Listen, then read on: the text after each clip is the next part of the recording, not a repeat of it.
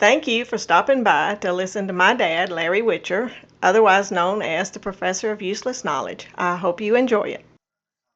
And now, here to tell you everything about anything is Mr. Know-It-All. All right, let's get the Professor of Useless Knowledge, Larry Witcher, in here. Come on in, Larry. I'm coming in, Joel. Good morning. We're How are you? going to say hello to a everyday listener. All right, who's that? That she called me a day or so ago and told me that she was praying for us to get better and all.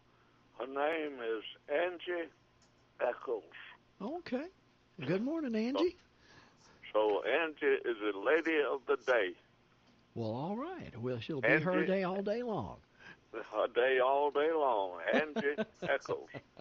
Now, Joel, this is one of them questions I used to ask a lot. Says, I'm going to give you two words. All right. And what do you think of the very first time I say the words? That's shaving and clipping. Shaving, hate it. But I Okay. have to do it. Well, I'm going to give you a meaning for shaving and clipping that you probably didn't know. And clippings, I think, of grass. We were setting up at potluck last Saturday, and two ladies were sitting at the table where we were and asked a question. Now, I did this on the radio years and years ago, Mm-hmm. but Okay. they asked a question as to how many ridges are they around a dime. Oh, wow. Now, you know a dime has ridges lot. on it if you ever paid any attention to it. Oh, yeah. Oh, yeah. Do you want to guess how many ridges is around a dime? I'm going to say, Ben might want to guess this too. He's here this morning. I'm going to say 203. What do you say, Ben? I'll say You 110. are a 110. little bit high, Ben, Joel. ben says 110. They are exactly 168 ridges Oh, you wasn't around too the far dime. off.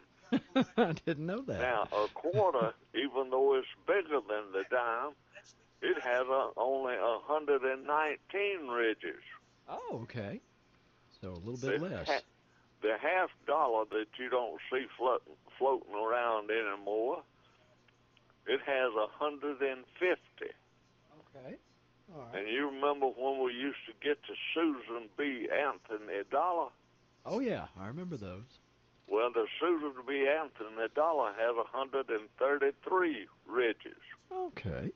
That's 118, 119, 150, 133.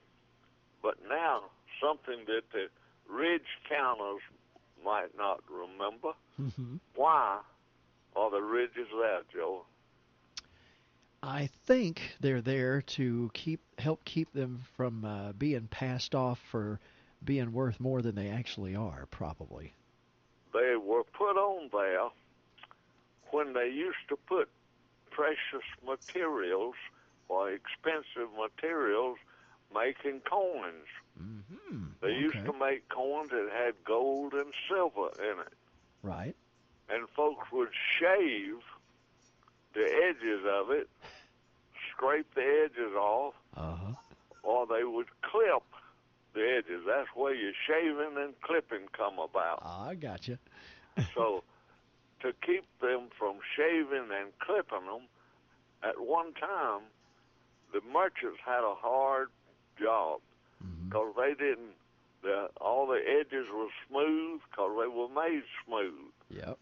And when the merchants had to get an expensive piece of equipment to weigh the coins with to be sure that they hadn't been shaved or clipped. Well, okay. So the That makes government sense. finally says in the minting of the money, we'll put ridges around it.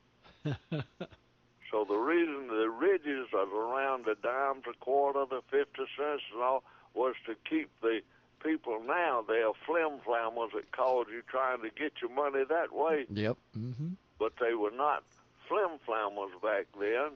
They were shavers and clippers. get enough little pieces of valuable material that the coins are made out of and sell them themselves. Wow. So the government stopped it. Yeah. But that's the reason the ridges are around some of the coins. Was to Okay, then. Thank you, Mr. Know-It-All. Well, y'all are sure welcome, and I'm glad to get that straightened in your mind now. Yeah, I'm glad to know, because I was thinking about literally shaving there for a little bit, and and now I can think on something much better as far as the meaning. It was a difference between shaving and clipping that we usually use. That's right. Yep. That's a great information, Larry, always. We appreciate your time this morning. Hey, we'll hope you have a great weekend, and we'll resume again Monday. And I'm going to potluck in the morning for breakfast. All right. Yeah. You're going to, it's a good place to we'll go. See you up there if you're there. All right. We'll look for you, Larry. Thank you. Everybody have a great day. Thank y'all. There's the professor of useless knowledge, Larry Witcher.